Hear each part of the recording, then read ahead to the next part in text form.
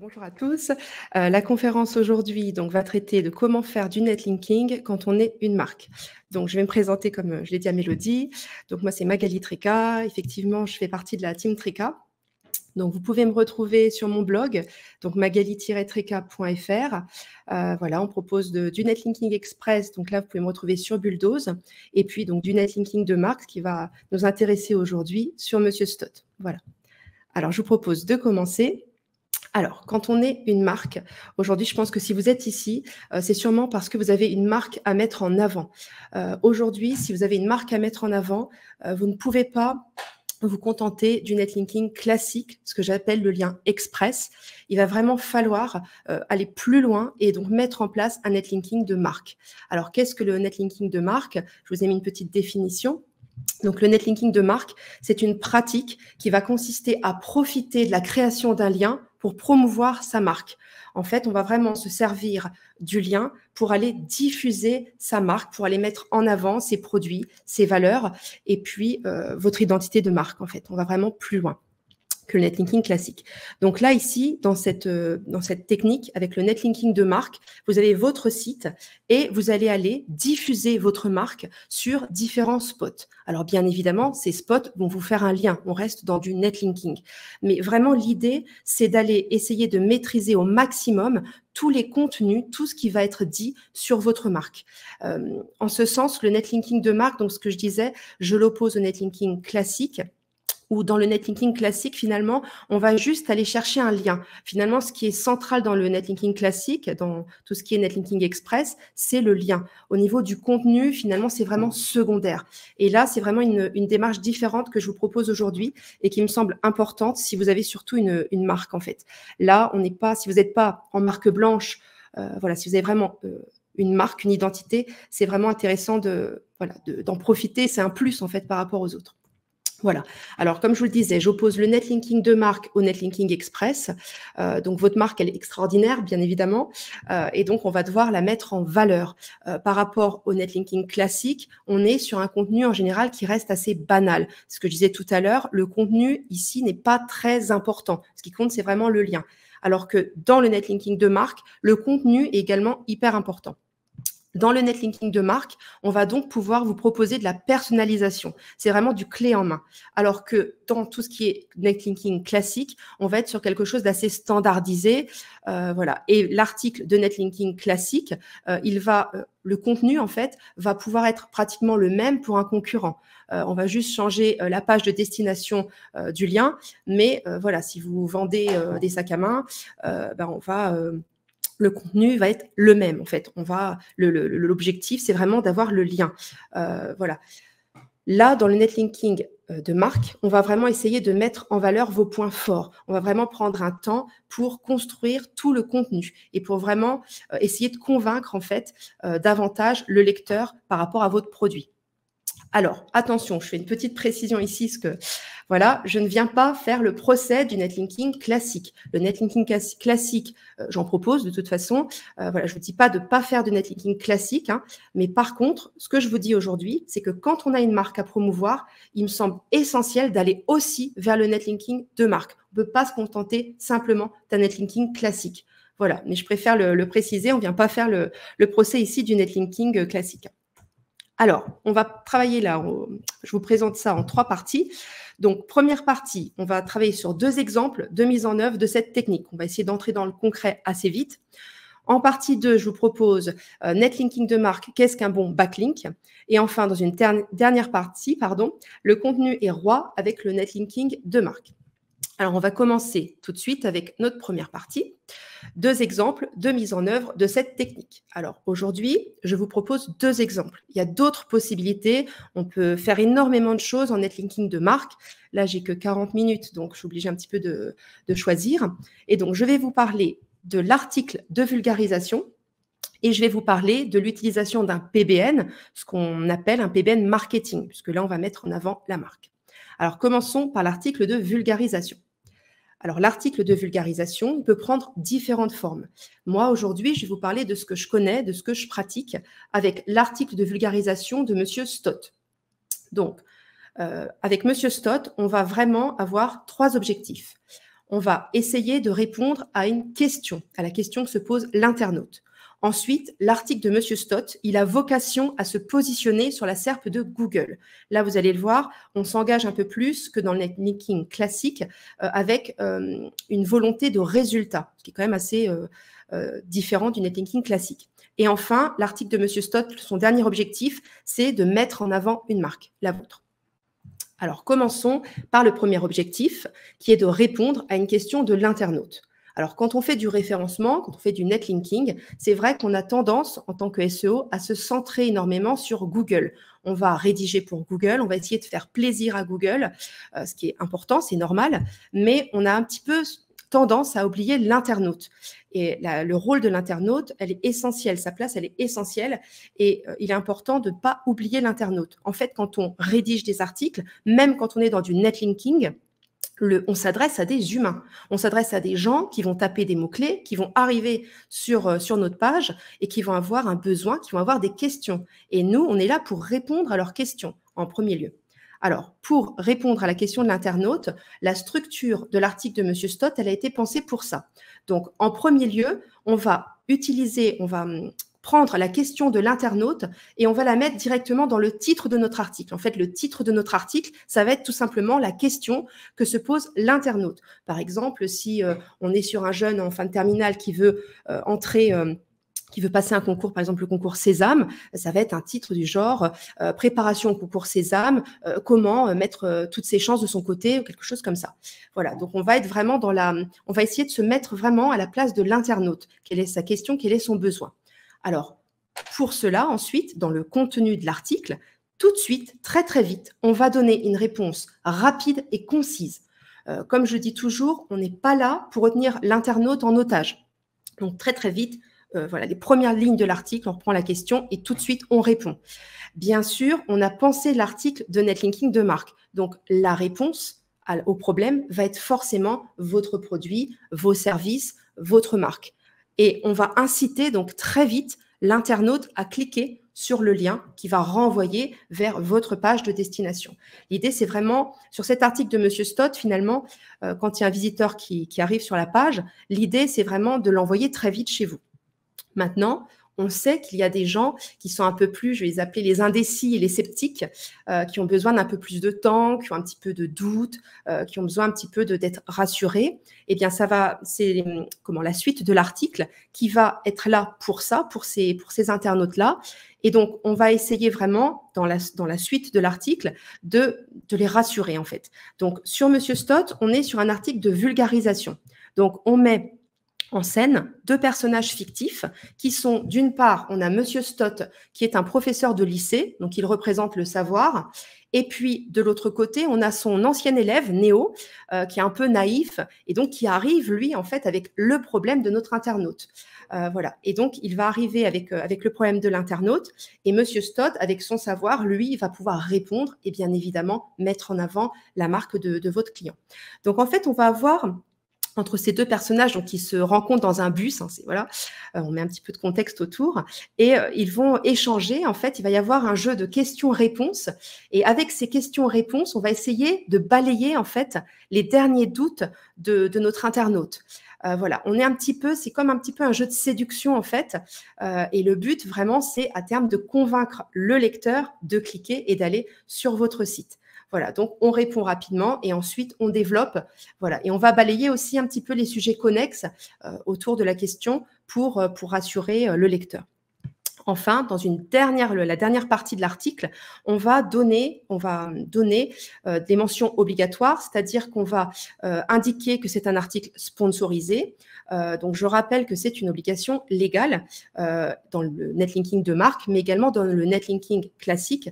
Et c'est vrai qu'il y a beaucoup d'éditeurs ou même de plateformes qui ne le mentionnent pas. Voilà. Donc, nous, on préfère le mentionner puisque c'est légal et qu'à un moment donné, de toute façon, il va très, très certainement avoir, je ne sors pas ma boule de cristal, mais il va très certainement y avoir des sanctions par rapport à l'absence de mention légale. Donc, nous, on indique clairement, on est dans de l'article sponsorisé. En même temps, on n'a pas à se cacher, on est fiers de notre travail, on met en avant la marque, mais voilà, la marque, on est fiers de présenter cette marque, de présenter les prestations de ce client. Voilà, si on a un produit auquel on ne croit pas du tout, moi je refuserais de faire l'article. Voilà. On indique également le nom de l'auteur. Donc là, on travaille avec des rédacteurs français. Et donc, on indique aussi, voilà, on est fiers de leur travail. On indique comme dans un article de journal classique, on a le nom de l'auteur, on ne cache pas les choses. Voilà, donc c'est mention obligatoire. Et on renvoie bien évidemment vers le site de la marque. Voilà. Donc, voilà la structure d'un article de Monsieur Stott. Donc, le but, c'est vraiment de répondre à la question de l'internaute. Ensuite, le deuxième objectif, je vous ai dit que c'était se positionner sur Google. Alors, pour se positionner, il va bien évidemment falloir déterminer un mot-clé. On se positionne par rapport à un mot-clé. Donc, avec le client, on va déterminer quel mot-clé on va travailler pour l'article, voilà, sur tel article, quel mot-clé on va travailler. Et donc je vais faire valider le mot-clé par le client, bien évidemment. On va aussi se mettre d'accord sur la page, la landing page, donc sur laquelle on va renvoyer, sur laquelle le lien va diriger. Voilà. Et puis, on va vraiment essayer de positionner le mot-clé. Donc, c'est assez nouveau, nous, on propose une garantie positionnée ou non facturée. Donc, l'idée, c'est d'arriver à positionner l'article de Monsieur Stott sur la SERP de Google. Il faut que ça entre sur la SERP de Google dans le top 100. Bien évidemment, si votre article il arrive en 90e position, ça ne sera pas une réussite pour moi en tout cas. L'idée, c'est vraiment d'essayer de positionner l'article le plus haut possible dans la SERP. Voilà. Donc, on va se mettre d'accord sur le mot-clé. Dès que l'article va être publié, moi, j'utilise SEO Observer. Et donc, je vais lancer une campagne sur SEO Observer en suivant mon mot-clé pour cet article. Et puis, on va laisser le temps. On va voir que selon le mot-clé ciblé, selon la concurrence, on va mettre plus ou moins de temps à entrer sur la SERP de Google et avoir une place qui nous intéresse, un positionnement qui nous intéresse. Donc, l'idée, pour le client, finalement, il n'y a pas vraiment de risque, puisque si on n'arrive pas à se positionner, il ne sera pas facturé. Voilà. Donc, à nous, maintenant, on reste dans du SEO, on reste sur une prestation de SEO, même si on met en avant la marque, bien évidemment. L'idée, c'est qu'on va, nous, après, faire notre tambouille interne pour essayer, bien évidemment, de positionner l'article le plus haut possible. Alors pour ça, je ne vais pas vous donner tous mes petits secrets, mais pour ça, on va par exemple reprendre le mot-clé et la question du client, ça va être notre titre d'article. Ensuite, au niveau de l'URL de l'article, on va mettre uniquement, elle va être optimisée l'URL, puisqu'on va mettre uniquement le mot-clé dans l'URL. Donc voilà, une deuxième chose pour aider l'article à monter. Et puis, on va relinker l'article de Monsieur Stott. Donc là, je vous ai montré, on a l'article de Monsieur Stott qui renvoie donc sur votre page cible, la page cible de la marque. Et puis, cet article, on va le relinker avec 2 articles de niveau 1. Donc, on va avoir 2 articles qui vont faire un lien vers l'article de Monsieur Stott. Et ensuite, on a chacun de ces articles de niveau 1 qui vont également recevoir 2 autres articles pour les pousser en niveau 2. Voilà, donc on a 2 branches parallèles qui vont pousser l'article de Monsieur Stott. Donc, nous, on fait ça. Et ensuite, on va attendre un petit peu pour voir comment ça réagit au niveau de Google. Bien évidemment, au bout d'un moment, si on veut vraiment qu'il ne se passe rien, on va aller enrichir ces branches. Après, ça va être selon les cas particuliers. Et on va pouvoir enrichir, on va pouvoir booster en fait cet article avec d'autres branches, voilà, avec d'autres manières. Mais en tout cas, voilà, vous avez un petit peu une idée du fonctionnement pour ensuite monter le plus haut possible sur la SERP de Google. Voilà. Donc, je vous disais, on suit le mot-clé sur la SERP de Google.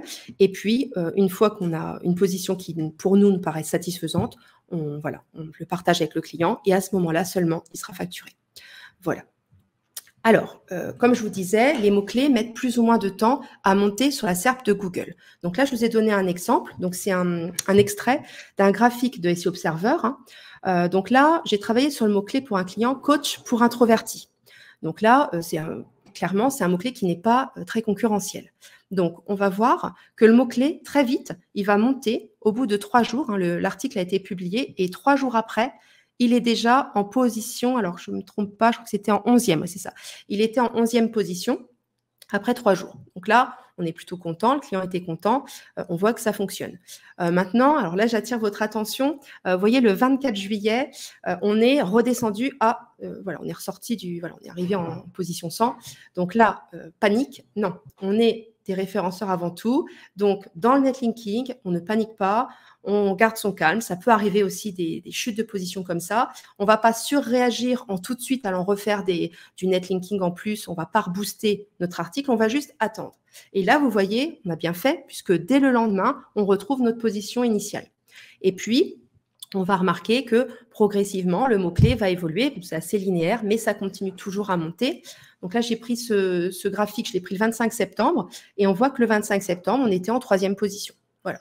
Donc là, pour moi, c'est une campagne qui est réussite. Alors, on ne promet pas forcément un top 1. L'idée, c'est qu'on promet d'entrer dans la SERP de Google, on entre dans le top 100 le plus haut possible. Là, le client était très content de la prestation.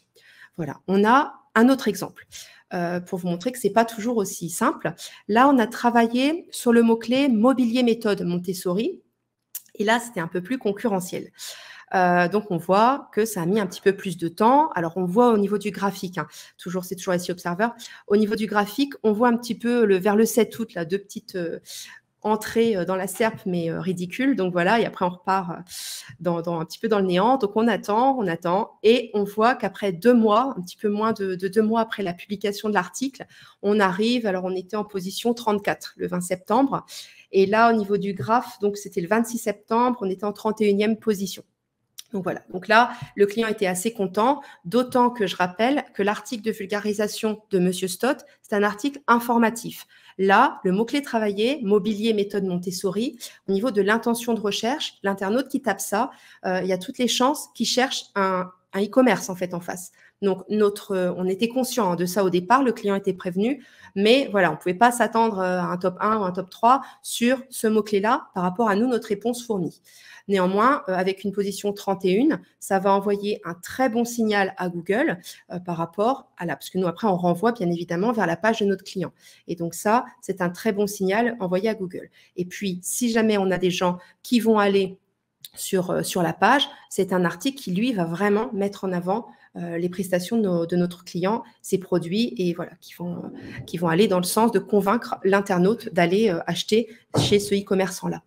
Voilà, donc on voit que c'est pas toujours aussi simple. Voilà, donc on réussit pas tout le temps. Hein, je vous dis pas, c'est pas magique non plus. Il faut être honnête aussi. Mais quand on ne réussit pas, j'ai eu là j'en ai 2 en fait seulement sur tout ce que j'ai fait pour l'instant où je suis en attente parce que l'intention de recherche ne correspond pas, mais le client était au courant de toute façon. Donc voilà. Mais sinon, on a des résultats qui sont intéressants et ce qui est nouveau et apprécié par les clients, c'est vraiment de garantir un résultat. S'il n'y a pas de résultat, le client ne paye pas. Donc, pour lui, il a tout à y gagner. Voilà.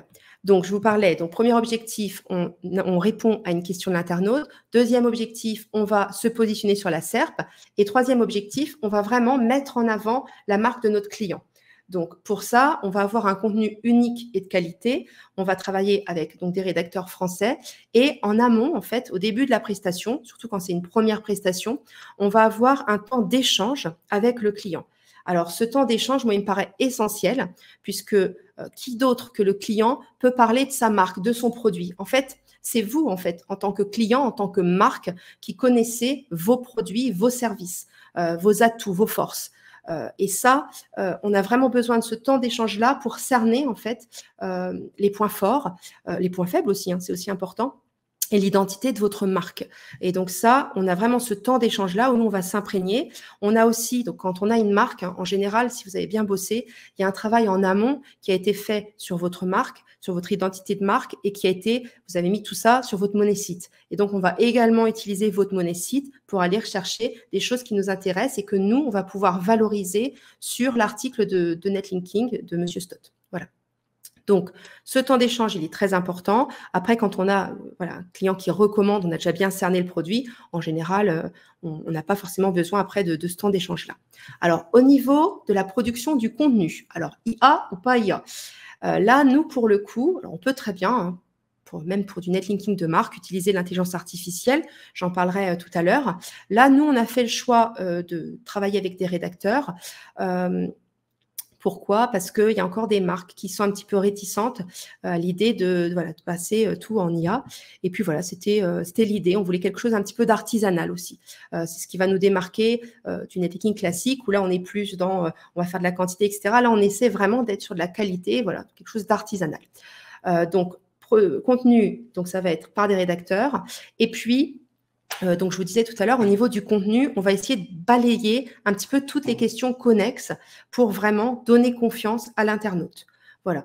Donc, on a un bon contenu et ça me semble vraiment important pour mettre en avant votre marque. Donc là, on a vraiment les 3 objectifs de l'article de vulgarisation avec Monsieur Stott. Voilà. Donc là, je vous propose de passer à une deuxième possibilité pour faire du netlinking de marque. Je rappelle quand même que par rapport à l'article de vulgarisation, il y a d'autres façons de faire. Moi, je vous ai parlé de Monsieur Stott parce que c'est ce qu'on fait et ce que je connais. Maintenant, il y a d'autres façons de faire. Voilà. Maintenant, je vous propose un deuxième exemple avec l'utilisation d'un PBN marketing. Donc, le PBN marketing, vous allez avoir un réseau de sites qui va vous appartenir et vous allez essayer, avec ce réseau de sites, de mettre en avant votre marque. Alors, comme pour les autres types de PBN, vous allez bénéficier de 2 avantages. Vous allez maîtriser totalement votre communication, puisque quand vous allez obtenir d'un spot un lien vers votre site, vous allez maîtriser le contenu, l'intégralité du contenu du spot qui vous fait un lien. Ça, on ne maîtrise pas dans du netlinking classique. Donc ça, je trouve que c'est vraiment un atout intéressant quand on veut mettre en avant une marque. Et puis, bien sûr, le deuxième avantage, c'est que vos concurrents ne bénéficieront jamais de ce lien. Vous n'allez pas vous tirer une balle dans le pied en allant vendre un article sur un PBN marketing à vos concurrents. Donc voilà, vous avez vraiment comment dire, c'est vraiment, vous n'aurez pas du tout de concurrence, en tout cas, sur ces spots-là. Voilà, donc 2 avantages qui sont importants. Alors, les sites du réseau, ils vont pouvoir prendre différentes formes. Là, on est vraiment, il y a beaucoup de créativité. C'est ça qui est très intéressant avec le netlinking de marque dans le cadre du PBN marketing et même dans l'article de vulgarisation. On va pouvoir vraiment être très, très créatif. Alors, les sites qui vont composer votre réseau, vous allez pouvoir prendre du monopage, du multipage. Vous allez vraiment pouvoir faire des choses différentes. Sur l'un des sites, vous allez pouvoir aller sur un seul mot-clé ou vous allez pouvoir balayer différents mots-clés. Vous allez pouvoir mettre en avant, au niveau de la saisonnalité, des temps forts. Voilà, vous allez vraiment pouvoir faire énormément de choses au niveau du réseau qui va composer ce site. Et tous ces sites, en fait, ils vont se faire des liens les uns avec les autres. Je vais vous l'expliquer après. Alors, au niveau du choix des NDD, vous allez pouvoir partir sur de l'expiré, mais aussi sur du neuf. Moi, ce que je voudrais vraiment vous dire sur le choix des NDD, c'est qu'il me semble important soit de choisir un NDD qui contient le nom de votre marque, soit de choisir un NDD qui va reprendre un mot-clé qui va vous intéresser. Ça me semble important au niveau du choix des NDD. Voilà.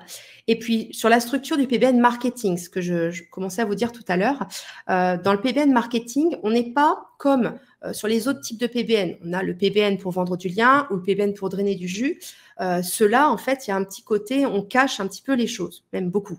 On cache les choses. Donc là, en fait, on va mettre dans ce type de PBN-là, on va mettre en place la fameuse pyramide, structure pyramidale, voilà, où un site va faire un seul lien à un autre site. Voilà, on ne va pas interlinker tout ça. Là, c'est pas du tout pareil, en fait. De par son essence, le PBN marketing, la structure, elle va pas être pyramidale. Elle n'a pas besoin d'être pyramidale, puisque là, on ne se cache pas du tout. Donc, les différents sites vont pouvoir se faire des liens entre eux. Il n'y a pas de souci, on ne se cache pas. Clairement, on montre qu'on est sur la marque. On dit, voilà, ce PBN-là, c'est telle marque et on est fier de, voilà, on présente tel produit, on présente telle chose, telle actualité, etc. Et donc, voilà, on ne se cache pas. Maintenant, au niveau du contenu, IA ou non, alors moi, ce que je pourrais vous dire, c'est que au niveau du contenu, aujourd'hui, ça me semble essentiel, en fait, de ne pas passer à côté de l'IA, même quand on est une marque. Pourquoi? Parce que vous allez gagner beaucoup de temps. Et donc, ça me semble essentiel de passer par là. Alors, vous êtes, je vous disais tout à l'heure, c'est vous qui connaissez votre marque. Vous êtes expert, vous êtes positionné en tant qu'expert sur votre domaine, sur votre marque. Donc, vous avez, ce que je disais tout à l'heure sur votre monnaie site, vous avez fait tout un travail sur votre marque pour vous positionner justement en expert, pour montrer que voilà, que votre produit répond aux besoins des internautes. Et donc là, tout ce contenu-là, tout ce travail que vous avez fait, ça serait dommage de ne pas le réutiliser dans le cadre de votre PBN marketing. Donc en fait, tout ce contenu-là, vous allez pouvoir le réutiliser. Alors attention, je ne vous dis pas du tout d'aller copier-coller des contenus, mais il va falloir, on va permettre à l'intelligence artificielle de s'en inspirer. Moi, l'intelligence artificielle, je travaille avec ChatGPT-4 et donc on sait que ChatGPT-4, il est quand même très fort pour résumer, pour reformuler. Donc tous ces contenus que vous avez déjà travaillés qui sont de qualité, vous allez pouvoir les faire reformuler par l'intelligence artificielle. Vous allez utiliser intelligemment l'intelligence artificielle. Donc voilà. Vous allez aussi pouvoir parfois demander à l'intelligence artificielle de vous donner des idées. Alors attention, l'intelligence artificielle, elle peut écrire des bêtises, on est bien d'accord, surtout quand on va se spécialiser. Plus on va être dans une spécialisation, dans un savoir-faire finalement, plus il va pouvoir y avoir des choses un petit peu incertaines, voire des petites erreurs. Donc là, pour le contenu IA, bien évidemment, quand on est une marque, il me semble essentiel de relire par un humain qualifié, ce contenu. Un humain qui va être vraiment, pas n'importe quel humain, quelqu'un qui va vraiment avoir des connaissances sur vos produits, votre marque, etc. Donc là, il me semble important vraiment de faire relire ce contenu IA. Voilà. Et puis, le PBN marketing, il a aussi comme objectif de drainer du trafic. C'est comme pour l'article de vulgarisation, l'objectif, c'est vraiment d'arriver à drainer du trafic pour le renvoyer vers votre monnaie site. Voilà pour le PBN marketing. Alors, je vais vous donner rapidement un exemple pour être un petit peu plus dans le concret d'un PBN marketing. Alors là, je vais vous parler donc du site là, qui est au centre en rose et orange, Backlinks Master. Donc ça, c'est un site qui a été créé par François Tréca, la team Tréca. Voilà, c'est son dernier bébé. Et donc, Backlinks Master, c'est un site qui va répertorier toutes les plateformes de netlinking en France, mais également en Europe et de manière générale dans le monde occidental. Voilà, donc Backlink Master, ça fait partie, c'est un produit de la team Tréca. Et donc, on va utiliser notre PBN marketing pour mettre en avant Backlink Master. Donc là, vous voyez en bleu, vous avez des sites qui appartiennent donc à notre réseau PBN Marketing. Donc, vous avez le blog de François, vous avez mon blog, vous avez Domaine Express, vous avez Bulldoze, Créer PBN, etc., Monsieur Stott. Voilà, on a tous ces sites-là qui vont, en fait, entre eux, clairement, se faire des liens. On ne se cache pas. Mais bien évidemment, François Tréca va mettre en avant Bulldoze puisque c'est l'un de ses sites. Et donc, ça paraît tout à fait, ça entre dans cette logique-là de faire des liens vers Backlink Master, puisqu'on est fier de ce nouveau produit, de ce nouveau service, parce que c'est plutôt un service qu'un produit. On ne vend rien pour le coup, mais voilà, on le met en avant. Et donc, on va avoir également des copains. Alors, je vous ai mis en bas à gauche, il y a des sites des copains il y a des copains qui nous ont fait des liens. Alors, pourquoi? Parce que soit ils nous font confiance, soit ils savent voilà comment on travaille, ils croient en ce projet. Donc, merci à eux. Et puis, vous allez voir quelque chose qui va peut-être vous paraître un petit peu plus surprenant. En haut à gauche, on a des plateformes qui vont faire des liens vers Backlink Master. Alors, pourquoi ça peut paraître étrange? Parce que Backlink Master va recevoir donc un lien d'une plateforme qui ne nous appartient pas. Et finalement, dans notre PBN marketing, Backlink Master va renvoyer du jus à, par exemple, Bulldoze, qui peut se positionner comme un concurrent par rapport aux autres plateformes. Alors, ça peut paraître bizarre, mais moi, je pense que c'est surtout très intelligent de leur part. Pourquoi? Parce que dans Backlink Master, on va répertorier donc les différentes plateformes de netlinking et donc forcément à un moment donné, il va bien falloir les classer. Et en fait, dans le classement, il y a un des critères de classement qui est de recevoir un lien de la part des plateformes. C'est-à-dire que les plateformes qui ont fait un lien vers Backlink Master, eh bien finalement, elles vont monter dans le classement. Elles vont peut-être se retrouver en top 1 du classement. Et là, c'est quand même important à partir du moment où il y a eu aussi d'autres actions marketing pour mettre en avant Backlinks Master. Et donc, ça va drainer des visiteurs et forcément mettre en avant leur plateforme. Donc finalement, je trouve ça très intelligent aussi de leur part. Voilà, donc voilà un exemple de PBN marketing. Je ne vous ai pas fait les flèches parce que ça se croise dans tous les sens. Mais voilà, il n'y a pas de raison. On est fiers de ce produit-là, enfin de ce service, et donc on va le mettre en avant. Voilà, donc un petit clin d'œil, pardon, à Links Garden. On n'a pas reçu le lien de la plateforme vers Backlink Master. Donc Links Garden, on ne désespère pas. J'espère qu'on aura notre petit lien. Voilà, c'est juste un petit clin d'œil. Bien évidemment, il n'y a pas d'obligation. Voilà, donc on va rapidement, parce que je vois que le temps défile, aller vers notre partie 2. Qu'est-ce que donc netlinking de marque? Qu'est-ce qu'un bon backlink en netlinking de marque? Alors, pour choisir ces backlinks, moi, je vais reprendre vraiment, pour moi, il me semble qu'il y a vraiment 2 critères essentiels, qui est la pertinence du backlink et la qualité du backlink. Alors, pour la pertinence du backlink, moi, je vais reprendre le critère de distance sémantique qui est utilisé par les frères Perronnet pour calculer la force induite. Donc, la distance sémantique, en fait, c'est au niveau sémantique la cohérence, en fait, entre la sémantique de la page qui vous fait un lien, donc de la page cible, de la première page, la page qui vous fait un lien, pardon, vers la page cible, justement. Voilà, donc il faut qu'il y ait une cohérence entre le contenu de l'article, finalement, de netlinking et votre page de destination, votre landing page. Voilà, et donc ça me semble vraiment essentiel, que ça reste vraiment dans une cohérence. Alors, ça me semble essentiel d'une part pour Google, mais également pour l'internaute. Voilà, si vous avez un article qui parle de déménagement et que finalement votre lien va pousser vers, je sais pas quoi, un ventilateur, enfin, ça n'a aucun sens, quoi. À un moment donné, il faut vraiment être, voilà, pour Google comme pour l'utilisateur, une cohérence sémantique. Voilà. Maintenant, attention. Cette cohérence sémantique, cette cohérence thématique, il ne faut pas la confondre avec le topical trust flow. Parce qu'on entend beaucoup de choses fausses sur le topical trust flow. Donc, j'en ai parlé justement lors de ma dernière conf au SEO Campus Paris, là, en juin dernier. Voilà, le topical trust flow n'est pas toujours en accord avec la thématique d'un site. C'est très important. J'avais pris l'exemple, par exemple, du site de Stéphane Plaza, qui a un TTF quand même computer logiciel. Là, on sait que c'est quand même un site dans l'immobilier. Donc, c'est pas toujours cohérent. Donc là, c'est très important de ne pas faire cette confusion-là. Voilà, moi, ce que je regarde, ça va être la thématique de l'article qui va faire un lien vers votre site et il faut vraiment que ces thématiques-là soient cohérentes. Le TTF, voilà, c'est pas... Et puis, en plus, c'est manipulable aussi comme... Oh mince, attendez, parce que là, vous n'allez plus m'entendre. Voilà, excusez-moi, mon micro s'est décroché. En tout cas, on sait que le TTF aussi est manipulable. Voilà. Et puis, je vais prendre aussi un petit peu de recul par rapport aux critères de popularité. Donc, je vais vous en parler après, mais tout ce qui est TTF, donc TTF, je viens de le dire, TF, RD, etc., je vais prendre du recul par rapport à ça. Alors, pourquoi? Ça nous amène à notre deuxième critère. Un bon backlink, ça va être un backlink de qualité.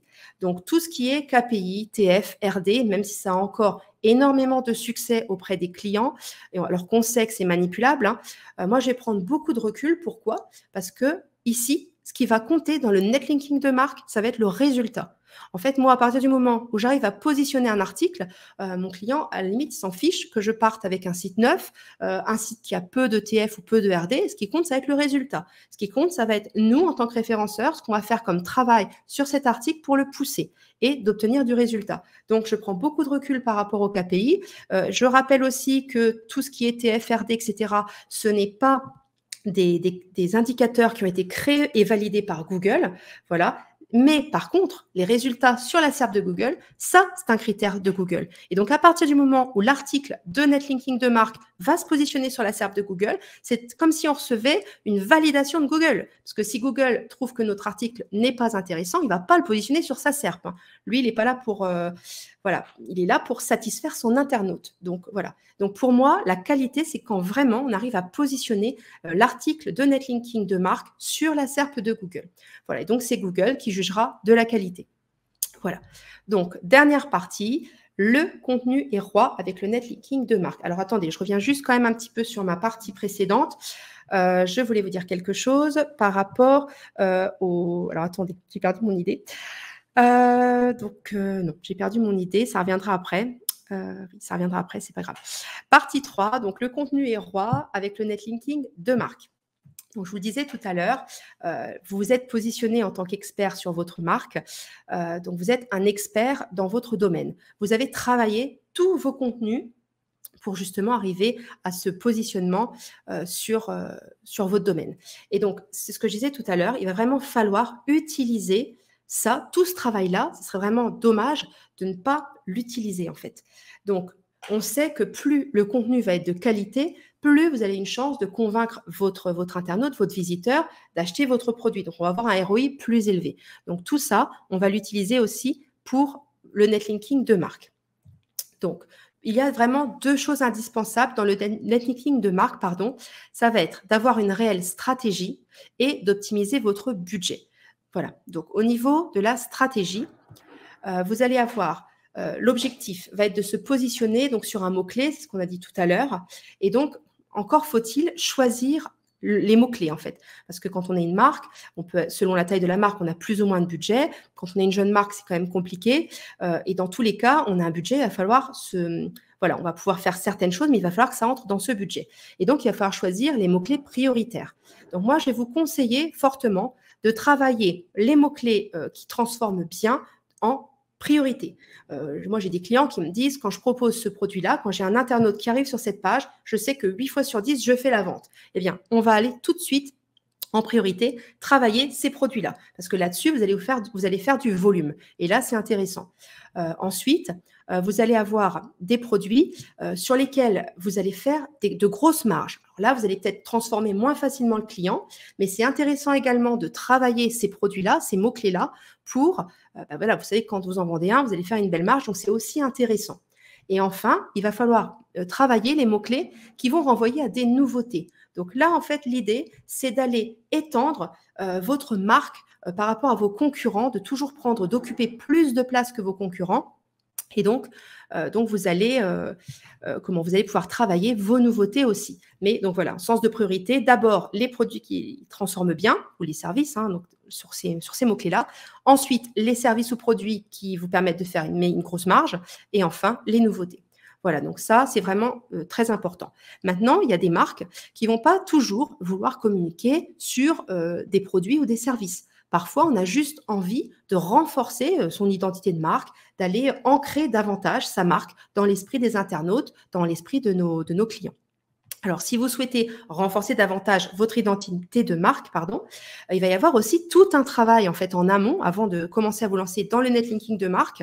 Donc, comme quand vous faites une campagne AdSense, il va falloir réfléchir à quel persona vous allez vous adresser, parce que vous n'allez pas parler de la même façon selon que vous vous adressez à tel ou tel profil. Donc voilà, à qui vous voulez vous adresser, quel message vous voulez transmettre, quelle valeur, sous quelle forme, comment vous allez vous y prendre, quel contenu. Voilà, donc il y a vraiment tout un questionnement en amont avant en fait, de se lancer dans le netlinking de marque. Donc ça, c'est la première chose. Pour avoir un beau contenu, il y a un travail en amont. Et puis, deuxième chose, on va essayer d'optimiser votre netlinking, votre budget de netlinking de marque. Alors, c'est ce que je disais tout à l'heure, l'utiliser intelligemment, l'intelligence artificielle. Là, justement, je fais un petit point, je me suis noté. Il y a un article que j'ai vu passer hier de Baptiste Guiraud. Je suis rédacteur web augmenté. Donc, je vous invite à aller le voir. Vous pouvez le retrouver sur Twitter en tapant Baptiste Guiraud et vous verrez cet article-là qui est assez intéressant. Voilà. Et donc, il disait que oui, lui travaille avec des marques et effectivement, il utilise l'IA en toute transparence. Ses clients le savent, etc. Mais il utilise l'IA intelligemment. Je ne vous dis pas d'aller, vous tapez votre titre à ChatGPT 4 et puis vous partez et ensuite vous publiez. Pas du tout. Mais l'IA, elle va vous faire gagner énormément de temps pour la structure, de la mise en forme, pour vous aider à trouver des idées, pour des idées originales aussi. Et puis, parfois, je vous disais, l'IA, quand on est sur un domaine précis, parfois, plus on va être sur un domaine précis, plus elle va se tromper. Moi, par exemple, pour vous raconter une petite anecdote, quand j'ai dû préparer ma conférence pour le SEO Campus Paris, j'ai tapé, en fait, je me suis dit, tiens, je vais aller voir, j'ai tapé mon sujet de conférence sur ChatGPT 4, et puis j'ai vu ce que me disait ChatGPT 4, alors il m'a dit des choses que je voulais dire, qui étaient oui, et puis il y a des choses, je me disais, mais non, là, je suis pas d'accord du tout avec ça, mais non, mais là, c'est n'importe quoi, mais non. Et en fait, finalement, l'intelligence artificielle aussi, elle peut être utilisée comme ça justement pour rebondir, pour montrer là votre expertise en fait que l'IA n'aura pas. Et donc ça peut être enfin, ça peut être riche parce que justement, moi, je sais qu'il y a des points, je n'étais pas du tout d'accord forcément avec le contenu qui avait été produit parce que je me positionnais sur quelque chose d'assez précis. Et donc, ça m'a permis, en fait, d'améliorer, d'enrichir finalement mon contenu avec mes idées et mon intelligence, pour le coup. Voilà. Alors, je parle de l'importance du prompt.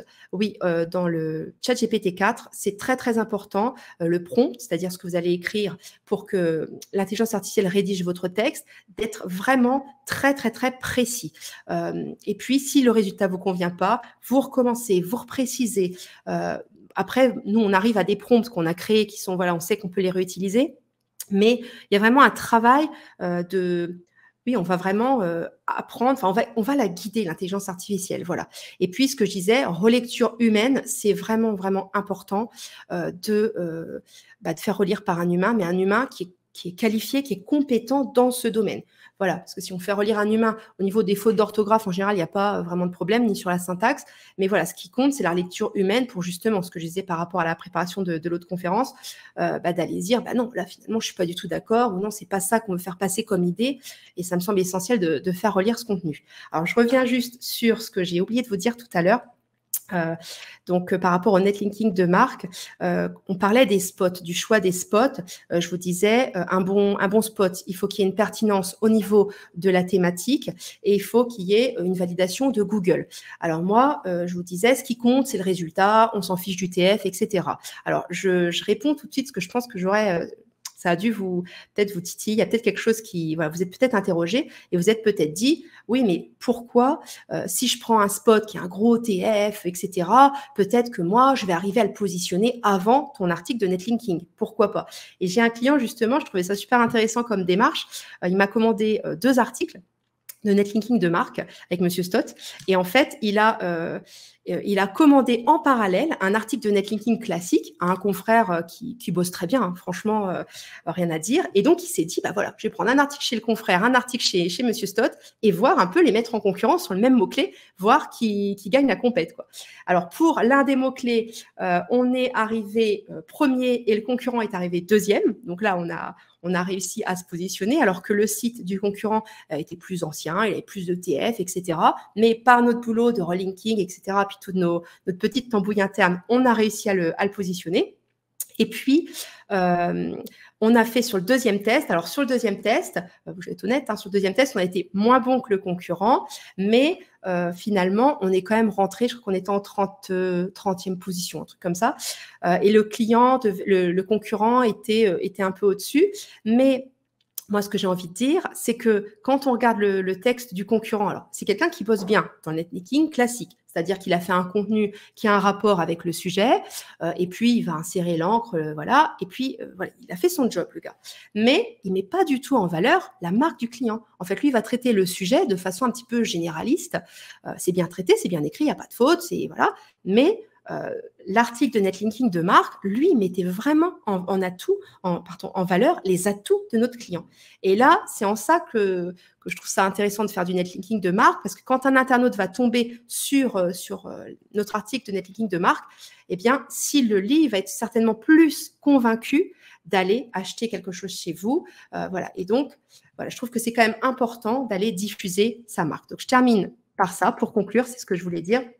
Donc, quand vous avez une marque, vous pouvez faire bien évidemment du netlinking classique. Hein, au début, j'étais un petit peu fort, mais c'est aussi pour vous montrer que c'est quand même très, très, très important de mettre en avant votre marque dans le netlinking aussi, quoi. N'hésitez pas à essayer vraiment d'avoir un petit peu la main sur tous les contenus et de toujours mettre votre marque en avant parce qu'on sait que c'est ça quand même sur le final qui sera payant sur le long terme. Voilà, donc j'ai terminé, je suis dans les temps et je voulais remercier donc tous les partenaires et puis je suis disponible si vous avez des questions. Voilà.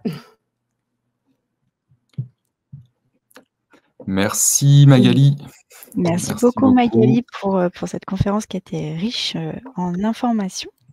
On va passer donc à la partie questions. Donc on a réglé les soucis d'écho aussi en même temps dans cet entre-temps. Normalement tout est bon. Normalement tout est bon. Alors on a quelques questions. Donc quelles sont pour toi les erreurs à éviter dans la partie netlinking? Alors, les erreurs à éviter dans la partie netlinking, déjà, ça va être... Donc, tout à l'heure, je parlais de l'intention de recherche. Donc déjà, c'est important de vraiment penser à l'intention de recherche. Après, les erreurs en netlinking, on a le classique, la suroptimisation des encres. Voilà, donc quand vous faites des articles de netlinking, on va essayer, on peut mettre un mot-clé dans l'encre, mais il ne faut pas du tout que ce soit le cas pour tous vos articles. Si vous achetez 10 articles de netlinking ou 20 articles, on va aussi essayer de diluer. Vous allez pouvoir mettre le nom de votre marque, mais vous allez pouvoir rajouter des mots-clés génériques, cliquer ici, voir ce site, etc. Donc, ça me semble important de ne pas suroptimiser les encres. On sait que ce n'est pas terrible. Donc, pour moi, c'est l'erreur la plus importante. Et puis, peut-être une seconde erreur, ça serait de donner trop d'importance aussi aux métriques comme le TF, RD, etc. Parce qu'on sait aussi que c'est manipulable. Donc, privilégier la thématique, vraiment. Ok, très bien. Je te rejoins sur les parties effectivement souvent métriques. C'est vrai que nous, c'est souvent les soucis qu'on peut rencontrer avec des personnes qui souhaitent du TTF. D'accord, oui. Et c'est vrai que c'est quelque chose qui est manipulable. Clairement, on peut changer un TTF assez facilement sur un site. Et on parle plus d'articles effectivement thématiques. Donc, on va passer maintenant sur d'autres questions. On a Zik Piscine. Donc, je vais afficher la question. Et j'avais un peu la même question, moi aussi. Je l'aurais posée de toute façon. Alors, la rédaction par une IA n'est-elle pas mal vue par Google? Alors non, la rédaction, je vais reciter Baptiste Guiraud, mais il est quand même spécialisé là-dedans, parce qu'il est rédacteur web depuis des années, et c'est pas juste de la simple rédaction, il positionne ses articles, etc. Il fait aussi l'édition de sites en parallèle, puis nous, on le voit aussi avec nos propres sites. En fait, Google, il s'en fiche complètement que votre texte, votre contenu soit rédigé ou pas par de l'IA. Lui, ce qui compte, c'est que ce contenu, il satisfasse l'internaute. Donc, à partir du moment où on répond à la question de l'internaute, le contenu, lui, Google se fiche complètement, en fait, que ce soit de l'IA ou pas. Parce qu'on peut aussi avoir des rédacteurs humains qui écrivent n'importe quoi. Enfin, je veux dire, voilà. Donc, mais moi, par contre, je conseille quand même la relecture par un humain, surtout quand on travaille la marque. Mais il n'y a pas de moyen pour un moteur de recherche, Google ou autre, de détecter que c'est un contenu IA et un jour peut-être le pénaliser quoi, en se disant: «Bah, voilà, nous on veut éviter ce genre de contenu». Alors, ce que je vois dans ce que je pratique, c'est qu'on voit que parfois, l'IA, elle a tendance parfois à ressortir certains mots, souvent dans beaucoup de contenu. Donc après, à nous, dans le brief, dans notre prompt, de lui dire, voilà, tu ne mets pas ce mot-là ou alors tu ne le mets pas plus de tant de fois, et cetera. Donc ça, c'est à nous de gérer ça. Après, je pense que seule l'IA, peut, en fait, elle sait, enfin les gens qui sont derrière, ils pourraient très bien, créer quelque chose, par exemple, sur tel paragraphe, on va commencer tel paragraphe par telle lettre, et puis 5 mots plus loin, telle autre lettre. On pourrait mettre comme ça des signes pour, voilà. Mais là, honnêtement, aujourd'hui, en tout cas, moi, IA ou pas, ça... Et après aussi, il y a la chose dont Baptiste a parlé dans son article, et je reviens dessus, il y a aussi des rédacteurs qui utilisent l'IA sans le dire. On peut très bien aussi avoir un contenu humain, qui n'est pas du tout humain, en fait, derrière. Donc, il vaut mieux quand même être... voilà. Mais je pense pas, en tout cas pour l'instant, moi je vois pas au niveau de. En tout cas, on monte très bien sur la SERP avec de l'IA sans problème. Ok, super. Très bien.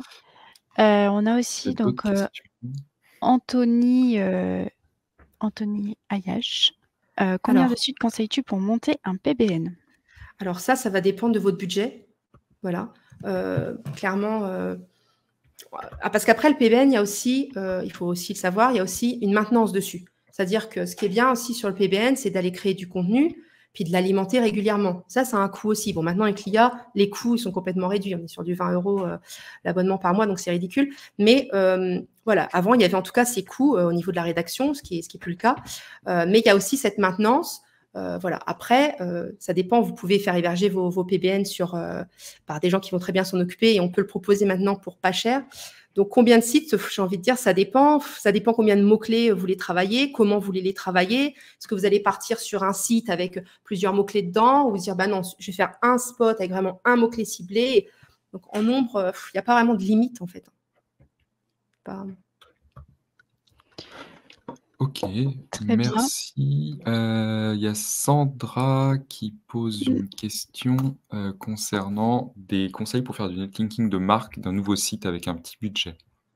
Alors, bon, moi, je vais prêcher pour ma paroisse.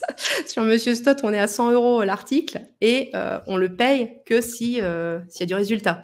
Donc, ça peut être pas mal pour commencer. Après, si vous n'avez vraiment pas de budget, bah, vous pouvez faire aussi un petit PBN. Hein. Les PBN, on peut avoir des sites pour 9 €. Donc, c'est pas non plus excessif en termes de budget.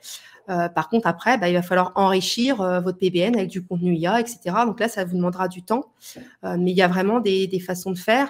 Par contre, vraiment, maîtrisez bien votre contenu et mettez bien en avant la marque, que ce soit sur de l'article ou sur du PBN. Ok, super. Un peu dans le même registre, on a David qui nous pose une question. Pour une agence immobilière, quel budget faut-il prévoir pour mettre en place une campagne de netlinking? Aussi est-il possible de faire en plusieurs langues, pardon. Alors, le budget, ça dépend du budget du client. En fait, moi, souvent, on nous demande ça. Cette question-là, oui, il y a beaucoup de clients qui disent combien il faut d'argent, etc. Alors déjà, ça va dépendre des concurrents. Parce qu'une agence immobilière, si vous êtes à Paris ou si vous êtes dans une toute petite ville, ça va pas être du tout le même budget derrière. Voilà. Après, vous avez aussi les franchises. Donc, ça va dépendre en fait de où se situe votre agence immobilière, sur quels mots-clés vous voulez travailler. Mais il y a aussi possibilité, si vous n'avez pas beaucoup, par exemple, de moyens, d'aller travailler sur des mots-clés un petit peu plus longue traîne, mais gagner des places et de la visibilité. Mais toujours regarder ce que font vos concurrents. Si vos concurrents, si l'agence immobilière concurrente, elle a 30 liens, il vous faudra au moins 30 liens. Donc, vous allez regarder ce qu'elle fait. Vous allez essayer de récupérer peut-être les mêmes liens, s'ils sont intéressants. Il va falloir quand même regarder. Et puis, essayer d'aller plus loin. En fait, toujours essayer d'aller plus loin que vos concurrents. Voilà. Et regardez aussi, là, c'est hors netlinking, mais c'est quand même une erreur qu'on voit souvent. Regardez les positions 1 et 2 pour les agences immobilières notamment. En général, vous verrez qu'elles indiquent leur numéro de téléphone. Donc là, c'est une petite astuce, mais indiquez votre numéro de téléphone. Les gens, ils ont envie d'aller vite. Ils ont envie, voilà, ils cherchent une agence IMO et il faut tout de suite le numéro de téléphone pour qu'ils vous appellent. Donc ça, c'est un petit truc, ça n'a rien à voir avec le netlinking, mais on voit souvent que les positions 1 et 2, ils ont leur numéro de téléphone vraiment très, très visible. C'est clair. Très clair. On a encore quelques questions sur la partie PBN qui intéresse beaucoup de personnes. Sur la partie PBN de marque, sur les sites du PBN, tu ne caches donc pas la marque, tu mets le logo de la marque à chaque fois. Cela n'est pas flag. Alors là, justement, on peut très bien mettre le logo de la marque partout. Il n'y a pas de flag ou pas. On s'en fiche. Tant mieux si c'est flag. On a envie, on est là pour montrer notre marque. On est fiers de nous. Et on va donner du contenu qui va intéresser l'internaute aussi. Hein. On n'est pas juste là pour faire du remplissage et pour aller étaler sa marque bêtement. On va vraiment avoir une stratégie et on va aller se dire là, je travaille tel mot-clé, mon produit, il répond exactement à ce besoin-là, donc je le mets en avant et j'en suis fière. Donc non, mettez votre… Et pareil, hein, les mentions légales, mettez-les, il n'y a vraiment pas de… On ne se cache pas. C'est notre optique. Ok, parfait. Il y a une petite question, alors Mélodie, c'est plutôt pour toi. Sur la partie replay, oui. Il y aura un replay. Ah, d'accord. Tout à fait. Voilà, donc Magali, tu nous as donné ton accord pour la partie replay. Oui. Je n'ai pas entendu ce que je disais, voilà. Je te dis des bêtises, mais bon, voilà. Il y a une partie donc replay qui sera disponible, donc n'hésitez pas à vous abonner sur la chaîne YouTube et Twitch pour pouvoir bénéficier des replays. D'accord. Est-ce qu'on a oublié des questions? Je pense pas. On a fait les sujets. Alors, on n'a peut-être pas passé les questions de tout le monde, mais des fois, c'est des questions qui se ressemblent un petit peu. Donc… PBN, qui étaient vraiment les 3 typologies de questions qu'on avait. En tout cas, merci beaucoup pour ta prestation. C'était très fluide. Bon, je sais pas si tu vois. Très, très fluide. C'est pas évident, parce que moi, je voyais que mes slides, donc c'est… Non, c'est pas un exercice évident et tu t'en es vraiment très, très bien sorti. Donc, merci beaucoup pour la prestation. C'est gentil. Puis moi, je voulais faire un petit merci à déjà vous tous les deux, les présentateurs, et puis autant que vous passez pour nous, pour diffuser un petit peu les avis de chacun. Et puis, un grand merci à l'équipe de Links Garden, déjà pour m'avoir proposé de faire cette conférence, et aussi pour la gestion. Et une mention spéciale à Bérangère, parce que vraiment, moi, je me suis sentie portée du début à la fin. Elle était très présente et je trouve qu'il y a une organisation au top. Et je terminerai quand même par dire que quand on achète du netlinking, que ce soit du netlinking classique ou pas, ça me semble très important aussi. On va regarder la thématique, etc. Mais il faut aussi regarder, je vous conseille de regarder les gens derrière. les gens qui travaillent. Et en tout cas, Linksgarden, on a des gens très pros. Et voilà, donc en tout cas, je trouve que c'est très rassurant pour travailler avec vous. Voilà. Bah, merci beaucoup Magali et merci effectivement à Bérangère qui a géré une grosse partie de l'organisation de la ISOGARD, une partie. Donc, Et on lui on a transmettra une toute toute cette petite partie-là. dernière question qu'on avait D'accord. oubliée parce qu'elle D'accord. était en haut. C'était Idée Digitale qui demandait, alors je pense que c'était relatif au backlink QDN. master. Est-ce que c'est différent d'une ferme de liens? Alors, pour moi, c'est différent d'une ferme de liens parce que sur une ferme de liens, souvent, ça va être des choses qui ne sont pas du tout de qualité. Là, on est sur quelque chose vraiment de qualité. On n'est pas juste là. Les fermes de liens, vraiment, il faut voir ce qu'ils font. C'est catastrophique. Quoi. Là, effectivement, on ne se cache pas. Et les fermes de liens, elles peuvent déjà se cacher. Mais on est vraiment, vraiment sur de la qualité. Donc, on n'a pas... voilà. C'est vraiment très différent. Ça n'a rien à voir. Ok. J'espère que ça a bien répondu à la question de l'idée digitale. Tac, je vais la masquer. Normalement, c'est bon. On a répondu à toutes les questions. C'est tout. Et donc, merci beaucoup, Magali. Merci beaucoup. À bientôt. À bientôt. À bientôt. Au revoir.